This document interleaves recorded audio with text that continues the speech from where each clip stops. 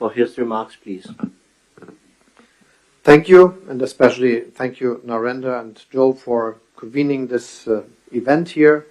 I think it is very important to remember that we launched the Partnership for Global Infrastructure and Investment last year, and since then, PGII contributes to closing the global investment gap for quality infrastructure. As Emmanuel Macron already said, most about this initiative and all the activities we speak about today is already set, so I will not repeat it, just mentioning two questions.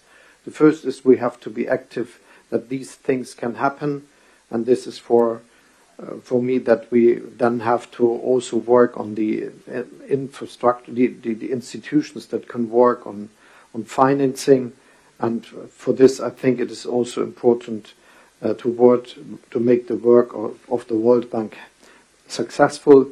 Germany will contribute an additional 305 million euro of hybrid capital to the World Bank, and this is one of the aspects which is a side of the activity here. We also try to work with Africa, and the Compact with Africa will convene in Berlin in November, also as a sign of creating infrastructure, developing economy, all the things we are together here.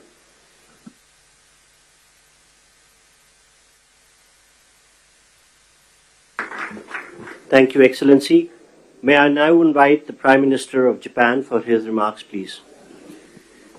はい、ありがとうございます。PGII に関するサイドイベント。 the holding of this side event on Partnership for Global Infrastructure and Investment.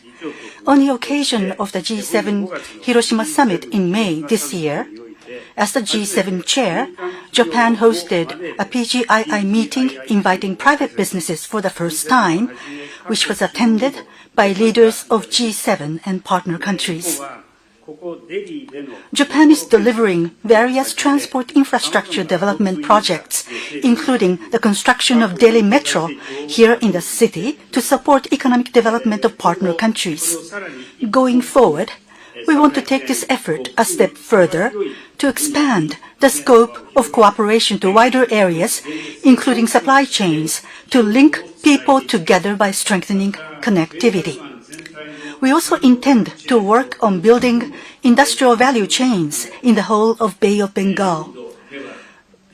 The Road Network Connectivity Improvement Plan and other northeastern regional development initiatives in India will be organically linked with the Bay of Bengal Industrial Growth Belt Initiative, or a Big B, that we are working on with Bangladesh. Furthermore, the Japan-ASEAN Comprehensive Connectivity Initiative that Japan announced at the ASEAN-related summit meeting will strengthen connectivity in a variety of areas, including transport infrastructure, digital connectivity, maritime cooperation, supply chains, electricity, as well as human and knowledge connectivity. In this way, Japan will continue to lead the effort for tangible implementation of PGII. To do that, partnership with diverse actors who subscribe to its principles is essential. For the promotion of PGII, I call on everyone gathered here once again to work together. Thank you very much.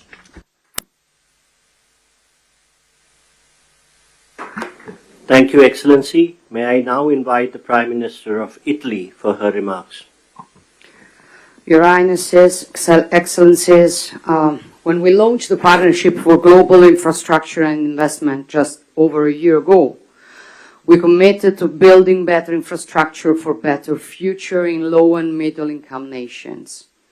We committed to cooperate with these nations with an equal, non-predatory approach to create new opportunities and prosperity. Today's launch of the new economic corridor between India and the Middle East and Europe goes precisely in this direction and is a milestone in strengthening global interconnections. And that is why I want to thank Prime Minister Modi, President Biden, and all the others, Ursula von der Leyen and all the others who made it possible, for it's a very important thing. And this will scale up our economy's growth, opening enormous potential for mutual benefits in the business sector. Obviously, Italy is ready to play a decisive role in this process, also through the unique expertise of Italian companies in the maritime and railway sector. And we want to contribute in building bridges between the Mediterranean and the Indo-Pacific, also in the fields of energy and digital connectivity via Africa and the Arabian Gulf. In the energy sector, we keen to work in different fields, including the production and transport of green hydrogen from the Middle East to the Mediterranean. We also support the European Commission on the Helmet project, a high-voltage submarine electricity interconnection that will link Italy to Tunisia. We are working to strengthen digital connections critical for innovation and growth between the wider Mediterranean and Asia. Blue Raman,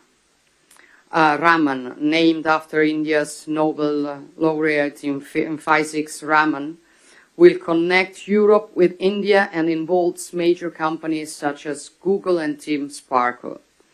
However, we also are aware that there's still too much to be done to narrow the infrastructure gap with low and middle income nations, and this is why we will continue work on the Partnership for Global Infrastructure and investment during the Italian G7 presidency next year. Thank you. Thank you to everybody. Thank you, Excellency. Thank you, Your Highnesses and Your Excellencies, for launching the landmark India, Middle East, Europe Economic Corridor. I would request all media and officials to remain seated and standing in their places while the leaders depart. Excuse me for interrupting, but as we say in my body used to work, a point of personal privilege. I did not mention the Sheikh Mohammed of the UAE, but because I knew he wasn't speaking. But I do want to say thank you, thank you, thank you. I don't think we'd be here without you. Thank you.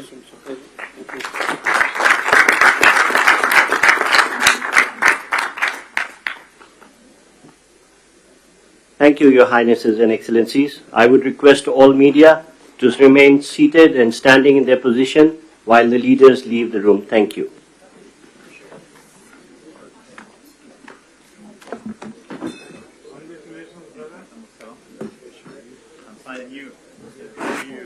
Thank you again.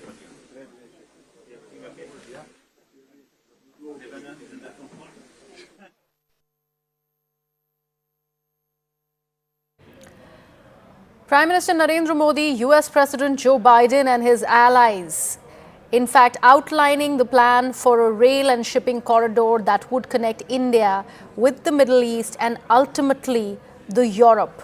The project includes the United States of America, like you have seen the world leaders presenting it together. India, of course, Saudi Arabia, the United Arab Emirates, the European Union and other countries in the G20.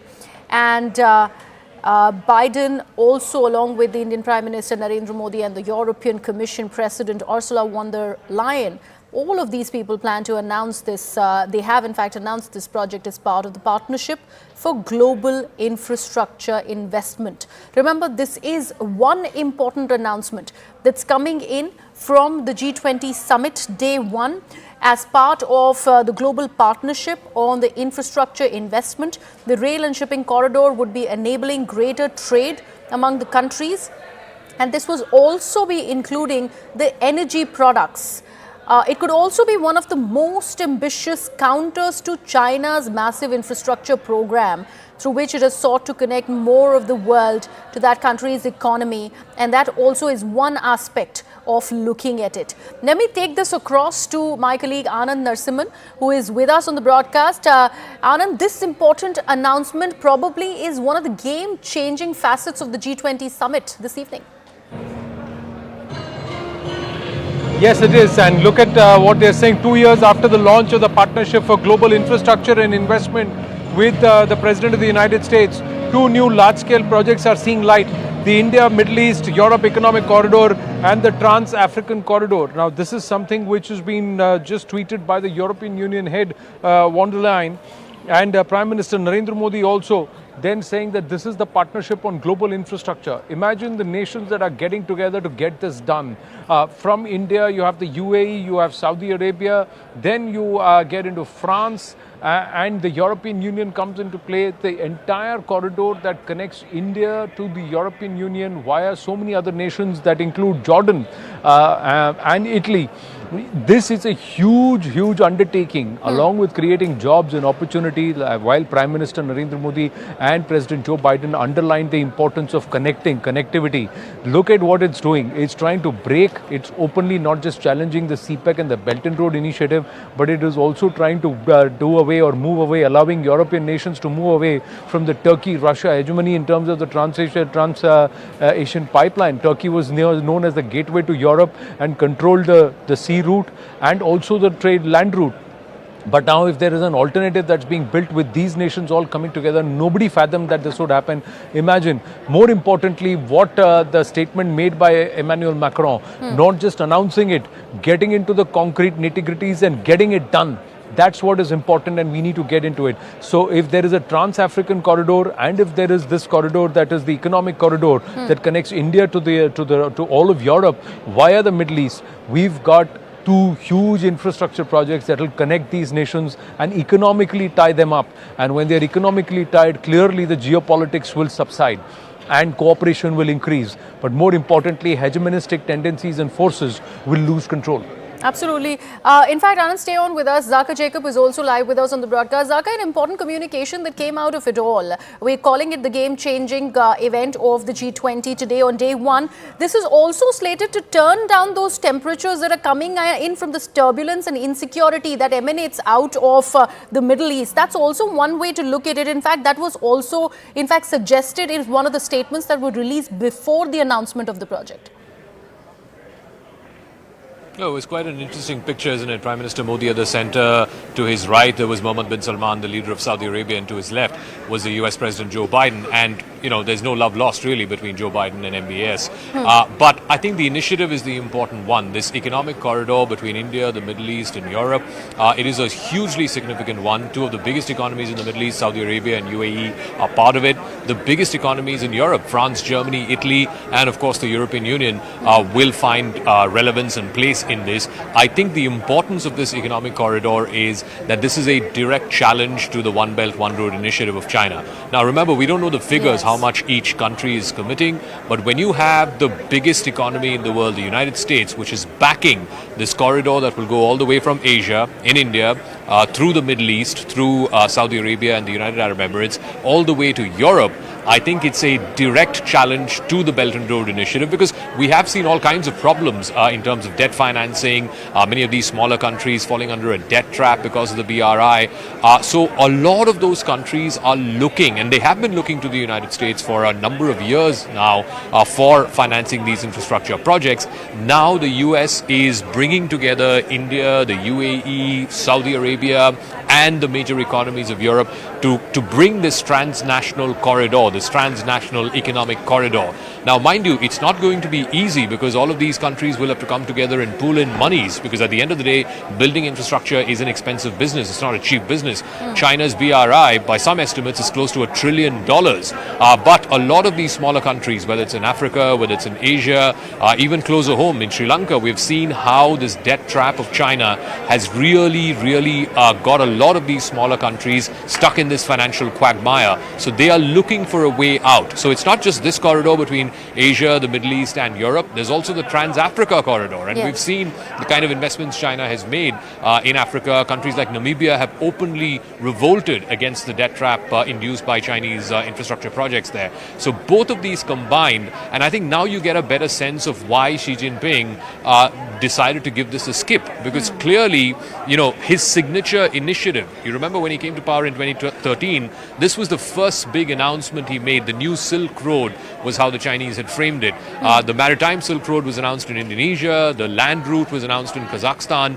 This, after 10 years, exactly 10 years after the Belt and Road Initiative, now the West its partners in Asia, its partners in the Middle East are directly challenging China's sort of stranglehold or its vice-like grip over these infrastructure projects. They are saying, we're going to give you a more sustainable model of financial development.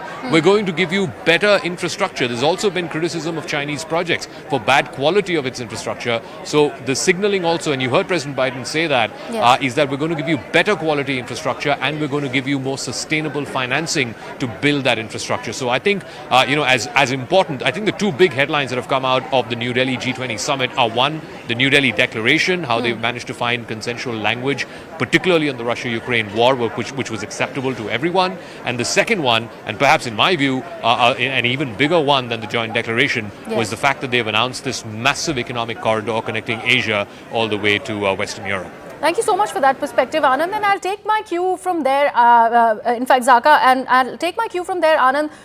Talking about the China question, on the one hand, we are looking at the joint declaration. On the other hand, this also will be bringing in the headline of further alienation of China. How does one juxtapose these two aspects when we look at this important announcement of this corridor?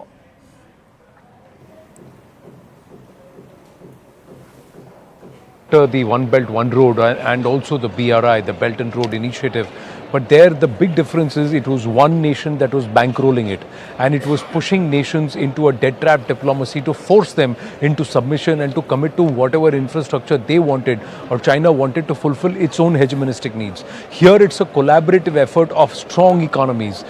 US, of course, cash-rich nations like the UAE, the entire group of the Emirati nations, and then you also have the Saudi Arabia. Strong, robust economy like India, which will soon be the third largest economy. So if you look at the overall grouping, and then you have France and Germany, strong economies in Europe, Italy part of it, Jordan also has its own coffers. So each of these nations is usually able to participate and chip in, which becomes interesting and which becomes important. This is where perhaps this economic corridor initiative is different. We've got a lot of new noise around us because the Biofuel Alliance is also being announced at the media center, and somebody just seems to have amped up the noise. Now it's come down. Let me just continue. What's important is that this is an economic corridor, not just rail. So there is going to be port, there's going to be roads, there's going to be rail, and it's all going to be integrated and connecting, and it's going to break borders. The moment the economics comes in, moment connectivity and trade comes in, and there are multiple nations who are invested in it collectively, the ability of getting work done faster is greater. And it's not just one nation's risk that's exposed or one nation's hegemonistic tendencies. This seems to be a collaboration. That's where perhaps the difference is. China will be watching this very, very closely. It will try and amp up and it will push through. See, they are following a blueprint that was laid down way back in 1949 by Mao Zedong. Yes. So Xi Jinping, and from Mao Zedong till Xi Jinping till now, and going forward till about 2049, they're going to follow the same objectives till 100 years and where they want to look at their dominance. But they also realize that if nations move away from them, if they become economically weaker, then they will not be able to achieve their dreams. The economic crisis in China is currently pushing them back. Nations looking at alternatives to China or a China plus one or anywhere but China philosophy is also going to hurt them. Economic prosperity, tantamounts to a lot of other might. Military might you have to back to support, protect your economic might, but economic might is where it all started for China. They spent 33 decades becoming economically stronger and then invested. Yes. Now these nations are going to collectively work towards saying, let just not one nation corner the market and also control the market. They've learned their lesson. All right, thank you so much for that, Anand and Zaka. Thank you so much for joining us on the broadcast. And with that, let's in fact begin with this evening's key points on Viewpoint. Thank you so much for staying with us. I'm Grihatul Siddiqui. So very good evening and a warm welcome. Now, the G20 under India's presidency has adopted a consensus declaration on issues facing the bloc. This was the big announcement that was made by Prime Minister Narendra Modi during the summit today. Now, after over 150 hours of intense negotiations, the negotiators from 20 countries finalized the language on the Ukraine conflict. This morning, in fact, the Prime Minister inaugurated the two-day summit by calling on the members to end a quote-unquote global trust deficit, and also announced that the bloc was granting permanent membership to the African Union in an effort to make it more representative.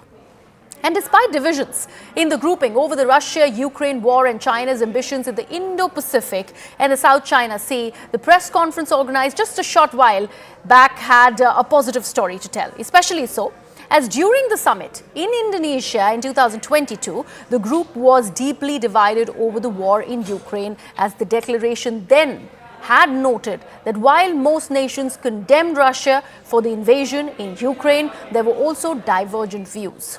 But the word that came out this evening from the likes of the Sherpa of G20, Amitabh Kant, and the External Affairs Minister, Dr. S. Jaishankar, was that the Delhi Declaration was one that had 100% unanimity, and it did not come with any sort of a footnote. The leaders went on to add that this has been the most ambitious presidencies in the G20 history, especially after India assumed this presidency in the troubled times of the geopolitical conflict. The day that started with Prime Minister Narendra Modi inaugurating the Group of 20 Leaders Summit, sitting behind the Bharat placard, piquing the interests of many, also saw a series of bilaterals that the Prime Minister Narendra Modi had on the sidelines of the summit with the UK Prime Minister Rishi Sunak and also the Japanese Prime Minister Fumio Kishida.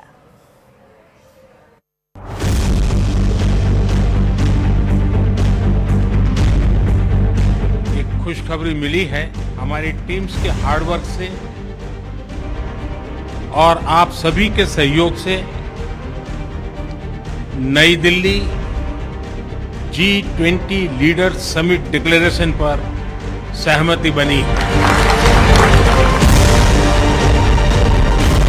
All G20 member states have come to New Delhi with a strong sense of responsibility about addressing the most pressing global challenges. Speaking for India, we are clear that no one left behind. Under the guidance of Honorable Prime Minister, India's G20 presidency has worked for the theme One Earth, One Family, One Future.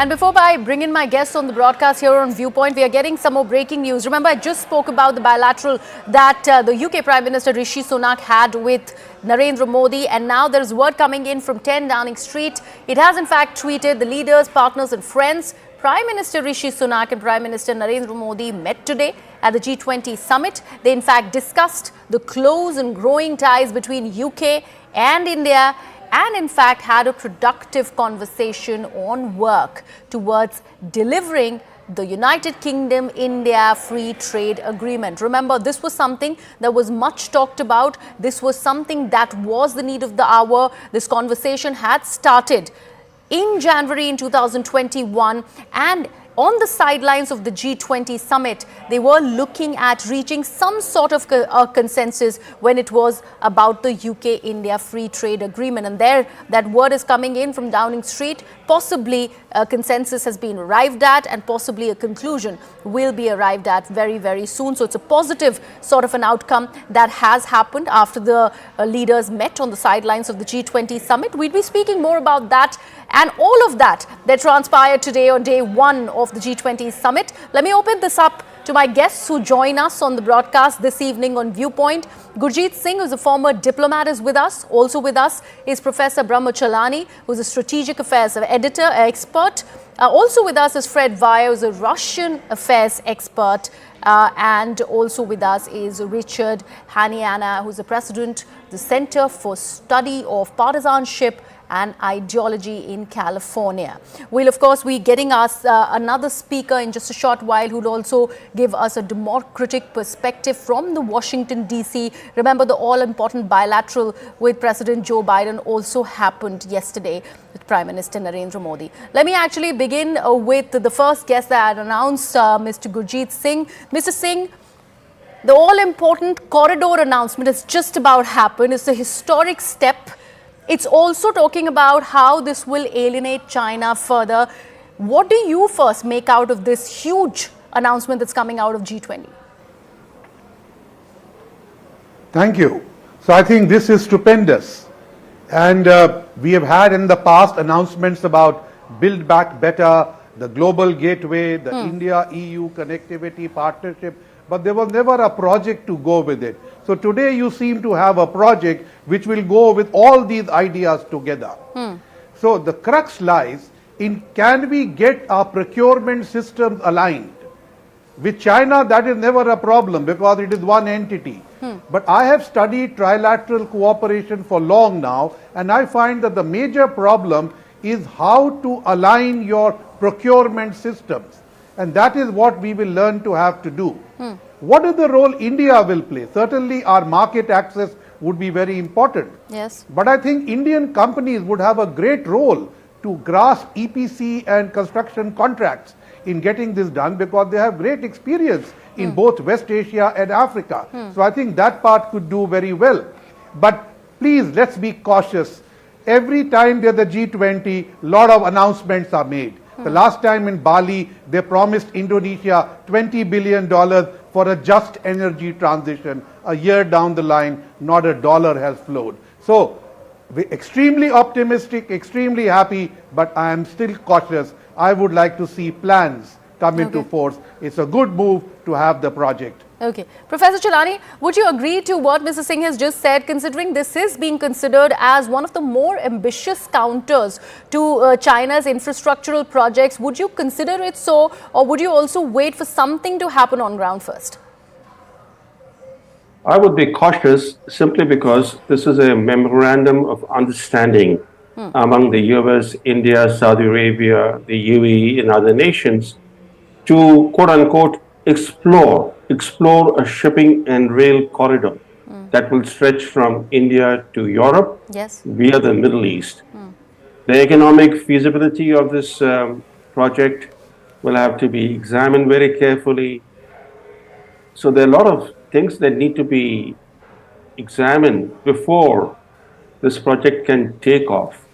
And this project initiative is not part of the G20. This has emerged on the sidelines from the discussions that leaders of America, India, Saudi Arabia, and the UAE were having. So the G20 summit by itself, however, has an important message about China's colonial style lending. China has been pursuing death trap diplomacy, which has ensnared a number of nations in Africa, Latin America, and Asia in a Chinese debt trap. To counter China's predatory lending, the G20, in its consensus document, has agreed to reshape the World Bank, increase its capacity to lend to the poorer countries, lend money for infrastructure projects. So making the World Bank a larger institution geared to helping poorer countries address their infrastructure challenges is an important step and a clear signal to China that it's not going to be the only game in town. Okay. Okay. Let me actually bring Mr. Fred here. Fred Weyer, I'd like to understand from you, and we are going back to what we started with, talking about the joint declaration. A consensus has been arrived. The announcement that came out of G20 Day 1 today was this is with 100% unanimity. There has been no footnote. There has been no discrepancy whatsoever. Of course, it came after a lot of deliberation. China and Russia were at the center of it all, considering their presidents were absent from the G20 summit this year in India. Now, with this announcement of a rail and the rail corridor coming in very, very close to that announcement of a joint declaration coming in, how do you juxtapose the two? How do you read the joint declaration and also this conversation about alienating China that the corridor announcement will be making? Well, first of all, I think India is to be congratulated for navigating that situation, and especially the passages on the Ukraine war. It certainly will be received not with satisfaction, but with equanimity in Moscow. And there's nothing there that will bother them. And I'm sure their delegation signed on to it easily enough. It means that that bullet has been dodged as far as Moscow is concerned, because it has been a constant feature of all these meetings, that this contention over the Ukraine war and the insistence on both Western countries and Russia in making that the central issue all the time. And in this case, they've been sidelined, both the United States and Western countries and Russia has sort of been gently pushed aside in favor of bigger issues that are of concern to the global majority. And I think India really navigated that well and brought those issues front and center. Beyond that, I don't think there's anything about that will all the results of this meeting will be warmly welcomed in Moscow. I don't know Beijing. I'm not a Chinese expert, but Moscow won't be bothered by any of it. They have their own plans in Africa. In Latin America, they also have their outreach plans. They're more modest than the Chinese ones. For instance, if we're speaking about transport corridors, Russia is heavily involved in the transport corridor from Iran up through Azerbaijan to connect with the Russian rail network that goes both east and west from there. I think that's underway. There's a section of railroad still to be built in Iran. So there's more than one transport corridor going on in the world. Yes. But Fred, it's not just about the transport corridor, and more than Russia, I think China should be more impacted because this talks about alienating China further. What I like your views about would be the joint declaration per se, because if we actually, read through the lines and actually declassify the text that has come out, in fact, from the declaration, there has been a lot that's been said, including the fact that human suffering, negative impact on food and energy security must be avoided. They're also talking about the use of threat of nuclear weapons, which is completely inadmissible. They also talk about refrain from use of force for territorial acquisition. How do you think Moscow is going to be reading those statements? Yeah, I don't think the Russians will like some of them, but they are cropping up everywhere. International law is there; it exists. Most countries, and even Russia, when you're talking about a different subject than Ukraine, agrees with those principles.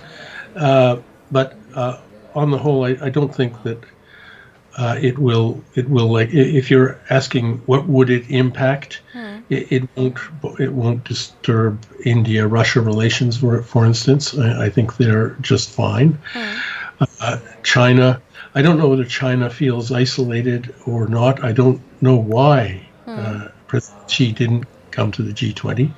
Perhaps he had his reasons. I think Putin just didn't come because he was worried about this contentious animosity erupting over the Ukraine war, and sitting in the same room with Joe Biden probably didn't suit him. But otherwise, and it should be pointed out too, that Russia is very enthusiastic about some of these alternative formats, like the BRICS, which India is also a member of, which they find more amenable as forums, because there are no Western countries there for pushing agendas that matter to Russia. And because of the situation right now in the world, Russia is very focused on geopolitics to the expense of almost everything else. Okay. Richard, let me bring you in here. I want to understand, if we go and talk further about the declaration that has come out specifically about two important bilaterals that Prime Minister Narendra Modi, the Indian Prime Minister, had with the Prime Minister of the UK and also the President of the United States of America. How much of that would possibly have had a bearing on what has come out of this joint communique?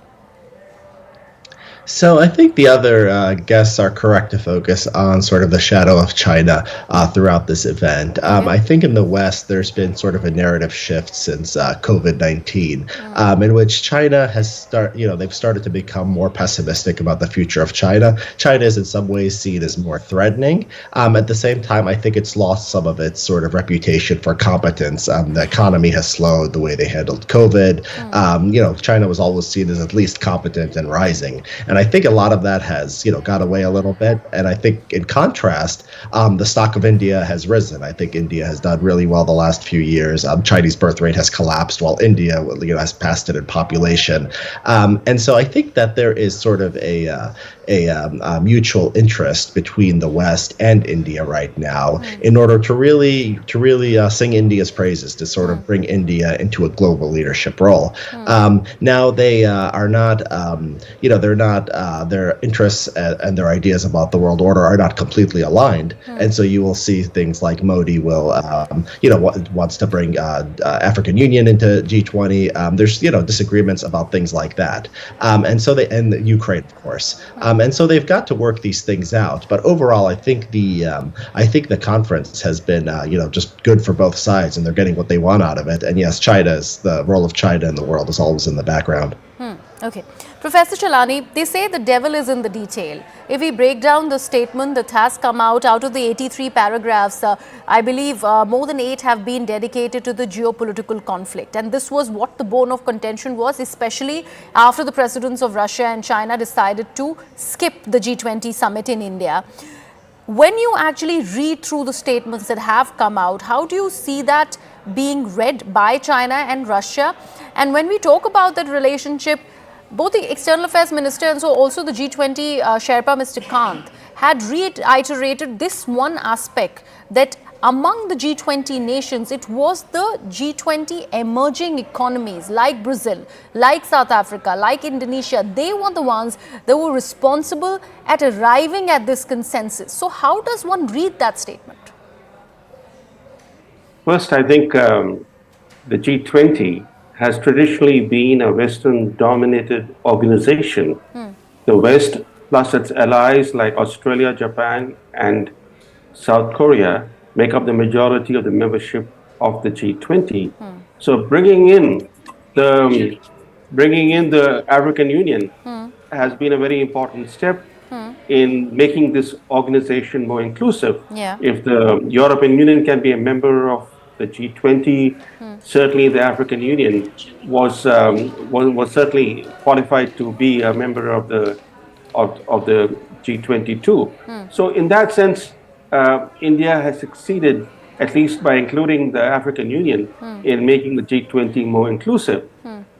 You mentioned about Russia and China leaders being absent, but the fact is that Xi Jinping and Putin didn't come, but their delegations were there. The Chinese premier was here, and they participated in the deliberations. They were party to the consensus document that has emerged, the New Delhi Declaration.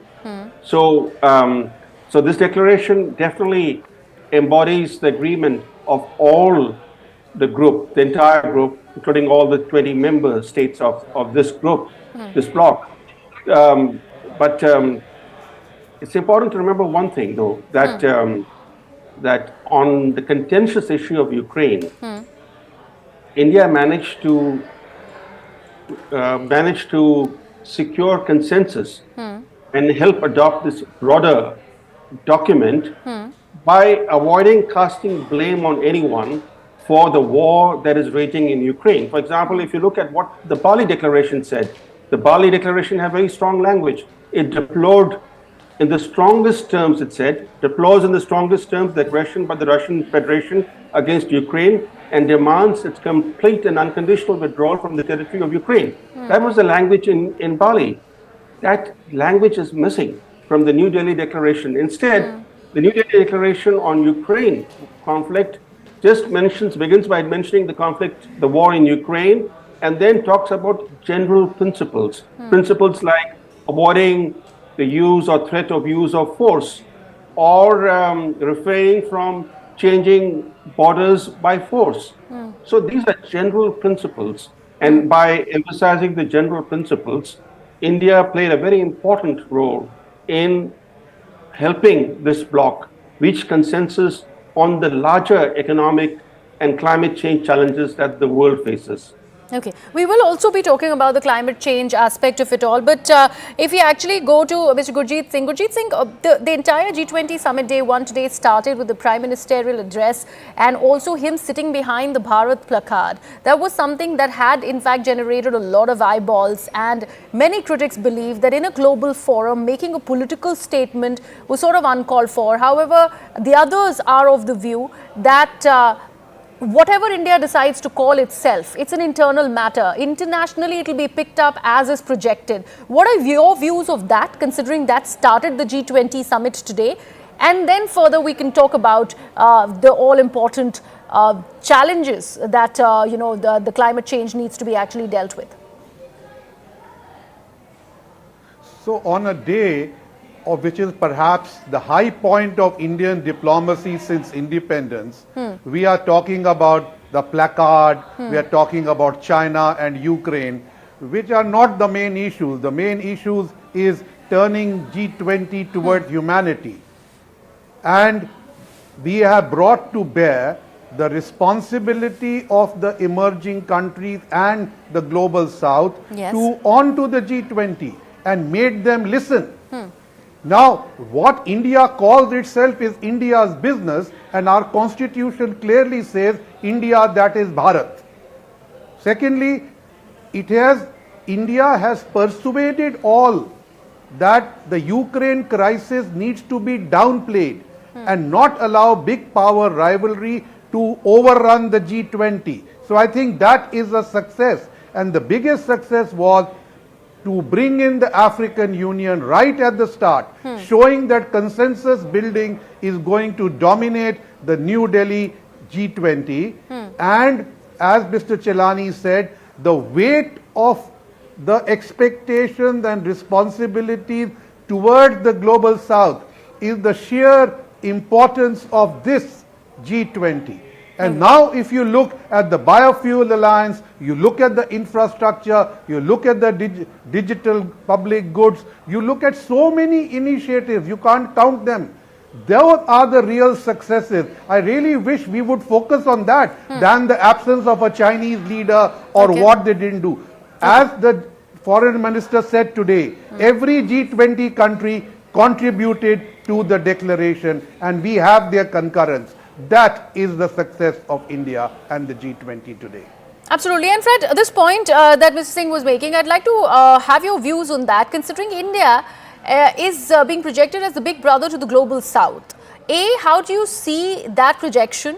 Like Mr. Gurjeet Singh was mentioning, at the very onset of the summit was the announcement of inclusion of the African Union into the G20. It will be a group of 21 nations now, with the African Union also now standing included. And this, of course, offers more inclusivity, considering the G7 was expanded into G20 for this very reason. And that is an important posturing at the start of the summit. How does one see that? You're talking to me? Yes, Fred. Yes, I think that is a very bold move, expansion. It is an expansion in that multipolar direction. Certainly Russian and Chinese leaders favor. And I think it also is a move to democratize the G20. It will, I think, broaden the participation and empower the global south more. I mean, we are living in a world where the tectonic plates are shifting, and we're going to be, I mean, within a very short period of time, living in a very different world in terms of global economy and also the distribution of global political power. And so I think India stepping up and promoting this expansion was audacious, but it also really pushes that shift faster and more in a direction of creating a world where formerly disempowered people have a voice. How would that be received in Moscow? I think they'll be all in favor of it. Okay. Richard, I'd like to understand from you, the one point that also came out, and if we go back to this joint declaration, was also the important need of countering terrorism. There was a conversation, especially if we cater to the bilateral that was between the UK Prime Minister and the Indian Prime Minister. There was one aspect of counterterrorism that was discussed, I believe, also with the United States of America.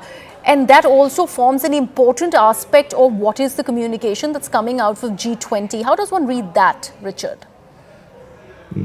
Yeah, well, I mean, the terrorism issue, I think, is connected to the African issue that we just talked about. I mean, most of the terrorism of the world in the last few years, most of the deaths and most of the destruction has moved to Africa from the Middle East. The extent to which, it's good sort of PR for India. Yeah, I mean, India has always done things like this, going back to the non-aligned movement to, try to raise the voice of the poorer countries in the world. But Africa, it's an open question how much they would be able to contribute to something like the G20. I mean, there's been half a dozen countries in Africa that have had coups within the last 2 years. Their governments are very unstable, in part because of the terrorism issue.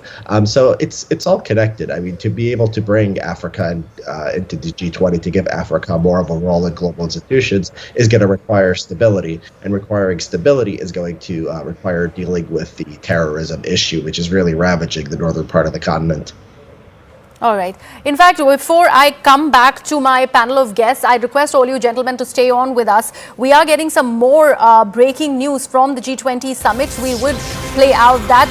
There's in fact a tweet that has been posted by the Indian Prime Minister Narendra Modi. He in fact has tweeted that history has been created with the adoption of the New Delhi Leaders' Declaration. He's talking about the joint declaration that has been with 100% unanimity coming out of the G20 right ahead of day 2, that is tomorrow, of the G20 Summit.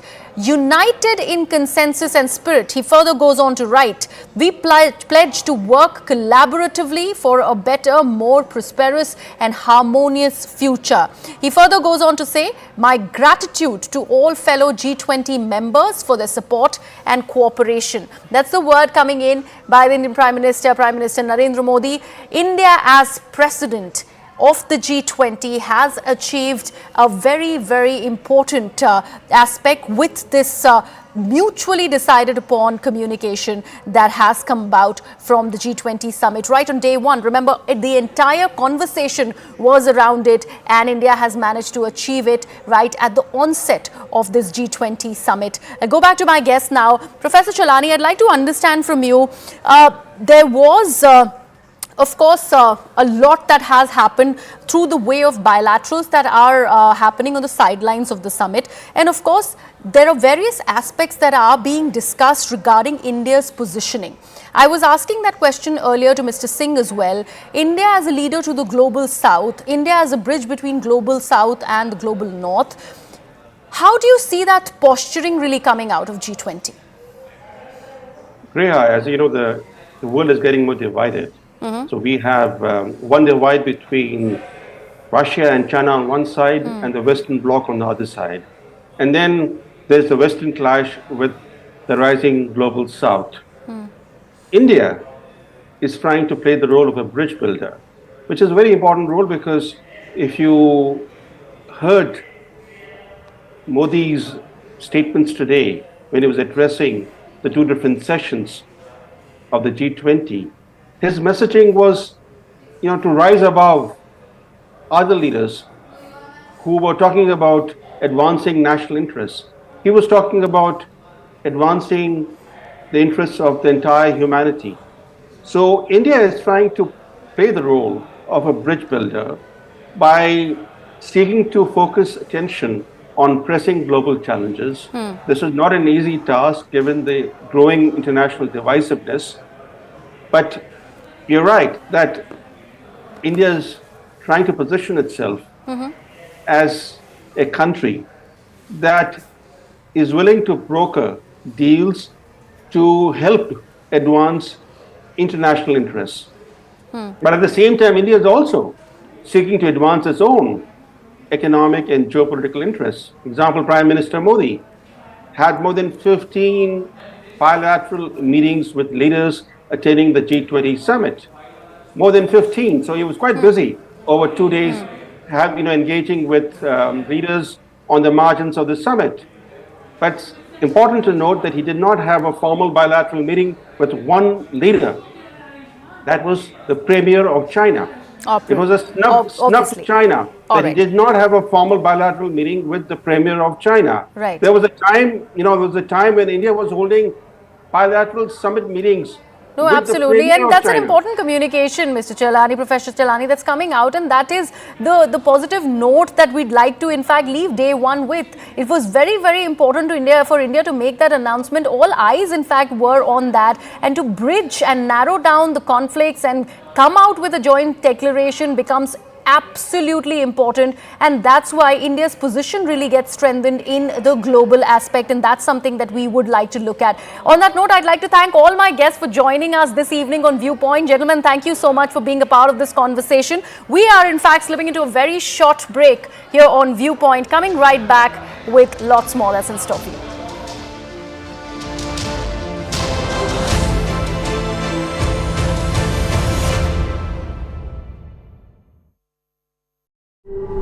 Only then are they being allowed to move, but not being allowed to move further, as you see. Approximately 200 meters away from the Bharat Mandapam, that is going to see all the head of states coming out here and attending this G20 Summit. And as you can see in the visuals over here, there is absolutely watertight security that can be seen on the ground. Absolutely no one is being allowed to enter the central Delhi area at this point in time unless they have the requisite passes and the requisite permissions. Senior officials of the Delhi police are on the ground making sure that the entire security arrangement is in place. Vehicles who are trying to move inside the central Delhi or the NDMC area from towards ITO, they are being checked, they are being frisked at different checkpoints that have been made out here, making sure that no unauthorized person is allowed to go inside the place where the G20 event is happening, or even anywhere close to the NDMC area, because remember, the movement of delegates have started, the movement of the head of states have started, and they are slowly reaching towards the Bharat Mandapam, from where the massive G20 event will start, which will actually pitch the idea of a new Bharat, a Bharat that is ready to take on the world, and that is what we are going to see over the next 2 days. You can see in the visuals over here that each and every person, either from the medical staff or from essential services, their passes are being checked, their ID cards are being checked, their passes for the vehicles are being checked, and post that they are being allowed to go inside, they are being allowed to go anywhere inside the NDMC area. And this is the kind of security that we have been reporting out here at CNN News 18, that there is absolute watertight security that can be seen on the ground, making sure that in this big ticket event there is no lapses, there is no loophole that is left, and that is the reason why not only the Delhi police but also members of the ITBP and central police forces have also been deployed to make sure that there is absolutely no issue, or there is. Between 9 a.m. and 9:45 a.m., movement from various hotels taking the heads of states and delegates to the Bharat Mandapam is beginning, and ahead of that, security bandobast is being tightened further. You can see these are roads from near Hotel Oberoi, near Hotel Lodhi, and also the Claridges which hosts the French heads of state and the French delegation. So in that generic area, multiple layers of barricades have been put up. Delhi police is manning these barricades. Even people with valid I cards are not being allowed to move further. Till yesterday, even though this flyover takes you, this is still South Delhi, this is not New Delhi area, but until yesterday, people were being allowed to move, but today, there are multiple layers of barricading here. Delhi police is here, paramilitary forces deployed as well. More barricades have been brought in, and they are ensuring that people don't really cross over this area. This will ultimately lead you to Bharat Mandapam. What is the drill that is being followed as far as movement of heads of states are concerned? Advanced security liaison has been conducted. There are security and liaison officers sitting with the heads of the security delegations of the various countries and really figuring out movements, etc. There are specific flags, specific routes that are marked. There are contingency plans as well. When a delegate, when a head of state moves from the hotel to the Bharat Mandapam towards the Pragati Maidan area. If there is an exigency, there are routes that have been marked as to where the driver, specially trained driver, can take the car carrying the heads of state. And here you see as police is stopping more and more vehicles, even checking the I-card, even government I-cards are being checked, and only then are they being allowed to move, but not being allowed to move further, as you see. Approximately 200 meters away from the Bharat Mandapam, that is going to see all the head of states coming out here and attending this G20 Summit. And as you can see in the visuals over here, there is absolutely watertight security that can be seen on the ground. Absolutely no one is being allowed to enter the central Delhi area at this point in time unless they have the requisite passes and the requisite permissions. Senior officials of the Delhi police are on the ground making sure that the entire security arrangement is in place. Vehicles who are trying to move inside the central Delhi or the NDMC area from towards ITO, they are being checked, they are being frisked at different checkpoints that have been made out here, making sure that no unauthorized person is allowed to go inside the place where the G20 event is happening, or even anywhere close to the NDMC area, because remember, the movement of delegates have started, the movement of the head of states have started, and they are slowly reaching towards the Bharat Mandapam, from where the massive G20 event will start, which will actually pitch the idea of a new Bharat, a Bharat that is ready to take on the world. And that is what we are going to see over the next 2 days. You can see in the visuals over here that each and every person, either from the medical staff or from essential services, their passes are being checked, their ID cards are being checked, their passes for the vehicles are being checked, and post that they are being allowed to go inside, they are being allowed to go anywhere inside the NDMC area. And this is the kind of security that we have been reporting out here at CNN News 18, that there is absolute watertight security that can be seen on the ground, making sure that in this big ticket event there is no lapses, there is no loophole that is left. And that is the reason why not only the Delhi police but also members of the ITBP and central police forces have also been deployed to make sure that there is absolutely no issue, or there is. Between 9 a.m. and 9:45 a.m., movement from various hotels taking the heads of states and delegates to the Bharat Mandapam is beginning, and ahead of that, security bandobast is being tightened further. You can see these are roads from near Hotel Oberoi, near Hotel Lodhi, and also the Claridges which hosts the... Welcome back. And here's an important announcement on CNN News 18 to help rebuild lives affected by floods this year in the state of Uttarakhand, and in continuation of its sustained social development efforts in the state. Reliance, through Anant Ambani, contributed 25 crore rupees to the state's Chief Minister's Relief Fund. Anant Ambani has said that the phenomenal resilience of the state and its people in the face of crisis has been inspiring to all of us at Reliance. Anant Ambani also has said that part of the sustained development efforts for people of the state will be this: the floods and landslides following heavy rains in Uttarakhand during July and August this year, remember, resulted in widespread loss of life and property.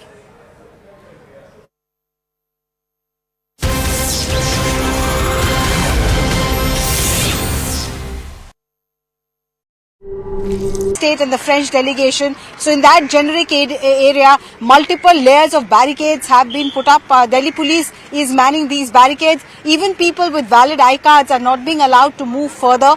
Till yesterday, even though this flyover takes you, this is still South Delhi, this is not New Delhi area, but until yesterday, people were being allowed to move. But today, there are multiple layers of barricading here. Delhi police is here, paramilitary forces deployed as well. More barricades have been brought in, and they are ensuring that people don't really cross over this area. This will ultimately lead you to Bharat Mandapam.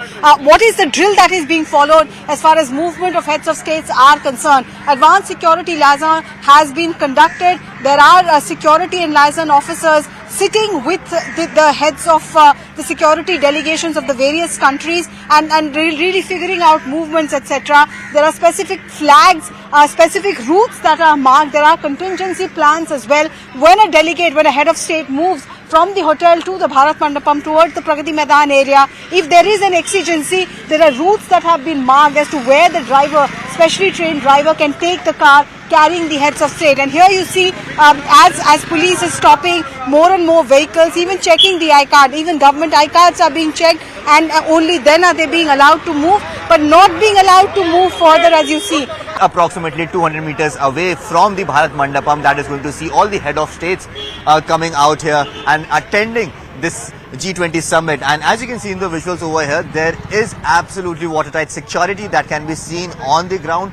Absolutely no one is being allowed to enter the central Delhi area at this point in time unless they have the requisite passes and the requisite permissions.